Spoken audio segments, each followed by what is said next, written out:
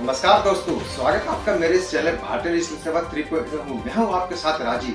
दोस्तों, आज के इस वीडियो बताऊंगा 8 पे कमीशन के बारे में। जी हां दोस्तों, साल 2025 के स्टार्टिंग में हमारे मोदी सरकार ने जनवरी में 8 पे कमीशन लागू होने के लिए घोषणा कर दी थी कि उन सभी केंद्रीय कर्मचारियों के लिए जो 1 करोड़ के साथ साथ हमारे पेंशनर भी है। जी हाँ दोस्तों, पेंशनर्स वालों को दोस्तों फायदा मिलने वाला है। साथ में दोस्तों केंद्रीय कर्मचारियों को फायदा मिलेगा, उनकी ज्यादा से ज्यादा सैलरी बढ़ाने का फैसला किया हमारे मोदी सरकार ने। दोस्तों, क्या है बेनिफिट्स, क्या क्या फायदे मिलेंगे, अभी हाल ही में एक न्यूज में निकल के सामने आई है कि हमारे मोदी सरकार ने बहुत बड़ा फैसला लिया है कि ज्यादा से ज्यादा सैलरी बढ़ाने के लिए। दोस्तों, क्या है बेनिफिट, सारा कुछ मैं इस वीडियो के माध्यम से बताऊंगा। तो दोस्तों, बिना स्किप किए वीडियो पूरा एंड तक देखिए ताकि सारा कुछ प्रोसेस आपको पता चल जाए जो हमारे मोदी सरकार ने उन 8 पे कमीशन केंद्रीय कर्मचारियों के लिए घोषणा करने का फैसला किया है। जी हाँ दोस्तों, अगर आप नए हो तो मेरे भारतीय डिजिटल सेवा 3.0 को सब्सक्राइब कीजिए और मेरी हर वीडियो लाइक इन शेयर कीजिए। साथ ही दोस्तों बेल आइकन का बटन प्रेस करना मत भूलिए ताकि सबसे पहले मेरी वीडियो का नोटिफिकेशन आपको मिले। तो चलिए दोस्तों, जानते हैं इस 8 पे कमीशन के बारे में जो कि हमारे मोदी सरकार ने घोषणा करी जनवरी के अंदर कि कितना बेनिफिट्स देने वाली है, क्या क्या फायदे मिलेंगे, ज्यादा से ज्यादा सैलरी कितनी बढ़ेगी। साथ में दोस्तों जो पेंशनर्स हैं, हमारे भारतीय पेंशनर्स हैं, उनको तो दोस्तों फायदा मिलेगा ही मिलेगा। तो चलिए दोस्तों, बिना देरी के वीडियो स्टार्ट करते हैं और दोस्तों जानते हैं सारा प्रोसेस इस 8 पे कमीशन के बारे में 8वें वेतन आयोग के। केंद्र के करीब 1.25 करोड़ कर्मचारी और पेंशनर्स के लिए जरूरी खबर है। केंद्रीय कर्मचारी और पेंशनर्स की मांग को मानते हुए मोदी सरकार ने जनवरी में 8वें वेतन आयोग का ऐलान कर दिया था। अब सरकार की ओर से 8वें वेतन आयोग के गठन की तैयारी जोरों पर है। उम्मीद की जा रही है कि केंद्र सरकार जल्द ही 8वां वेतन आयोग को गठित कर सकती है। ऐसे में उम्मीद जताई जा रही है कि सरकार जल्द ही सीपीसी के लिए नामों का ऐलान भी कर सकती है। इसके साथ ही अभी भी उम्मीद की जा रही है कि सरकार 8वें वेतन आयोग के गठन की सिफारिशें 2026 से लागू कर सकती है। अनुमान के आधार पर 8वें वेतन आयोग में 2 बड़े बदलाव की संभावना जताई जा रही है, जो कि केंद्रीय कर्मचारियों और पेंशन भोगियों के लिए महत्वपूर्ण हो सकती है। 8वें वेतन आयोग की सरकार ने जब से घोषणा की है, इसके बाद से ही सरकारी कर्मचारी के वेतन में बढ़ोतरी के संभावित फिटमेंट फैक्टर को लेकर अटकलें भी लगाई जा रही हैं। बताया जा रहा है कि फिटमेंट फैक्टर के आधार पर ही कर्मचारी की सैलरी में वृद्धि की जा रही है।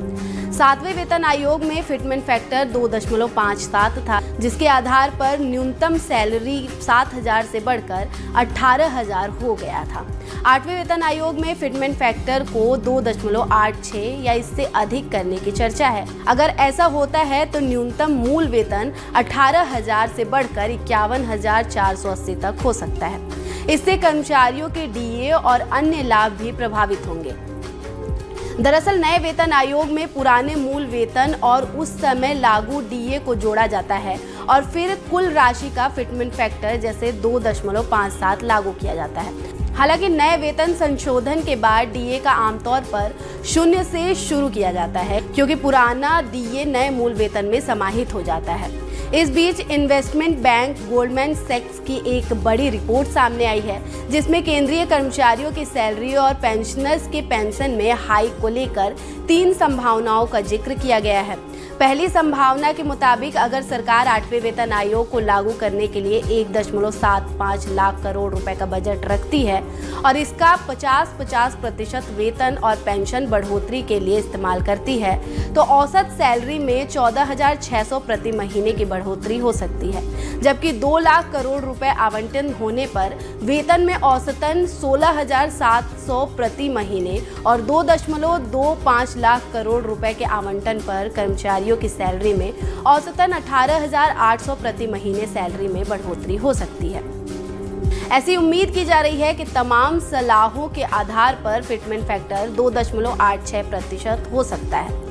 जेसीएम स्टाफ ने अपनी सलाह में कहा कि 7वें वेतन आयोग के दौरान फिटमेंट फैक्टर 2.87% रहा था।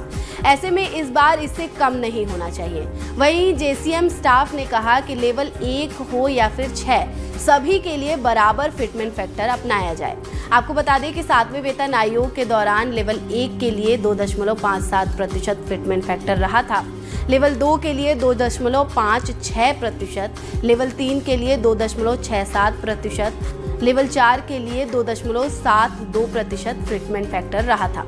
उच्च स्तर पर 7वें वेतन आयोग के लिए फिटमेंट फैक्टर 2.81% रहा था।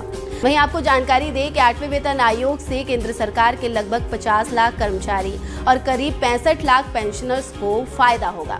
इससे पहले 7वें वेतन आयोग का गठन साल 2016 में किया गया था। इसकी अवधि 2026 में खत्म हो रही है। 7वें वेतन आयोग के तहत केंद्र सरकार ने वेतन और पेंशन वृद्धि के लिए 1.02 लाख करोड़ खर्च किए थे। गोल्डमैन सैक्स की रिपोर्ट के मुताबिक केंद्र सरकार के कर्मचारियों की औसत मासिक सैलरी में 8वें वेतन आयोग के लागू होने के बाद 14,000 से 19,000 रुपए प्रति महीने तक की बढ़ोतरी हो सकती है। आपको बता दें कि 8वें वेतन आयोग के लागू होने से सरकारी खर्च में भी भारी बढ़ोतरी हो सकती है और इसका असर देश की अर्थव्यवस्था पर भी पड़ने की संभावना है। लिहाजा 8वें वेतन आयोग के प्रभावों को ध्यान में रखते हुए सरकार किसी भी अंतिम निर्णय से पहले व्यापक समीक्षा करेगी। गौरतलब है कि भारत में पहले वेतन आयोग का गठन 1946 में किया गया था। इसके बाद वह अब तक 7वें वेतन की सिफारिशें लागू कर चुकी है। हर 10 साल बाद नया वेतन आयोग लागू किया जाता है। 7वें वेतन आयोग का कार्यकाल 2026 में खत्म हो रहा है, इसलिए इस साल से 8वें वेतन आयोग की प्रक्रिया शुरू की जाएगी ताकि अगले साल इसे लागू किया जा सके। जानकारी के मुताबिक अगर 8वें वेतन आयोग लागू होने में देरी होती है तो कर्मचारी पर इसका कोई असर नहीं पड़ेगा।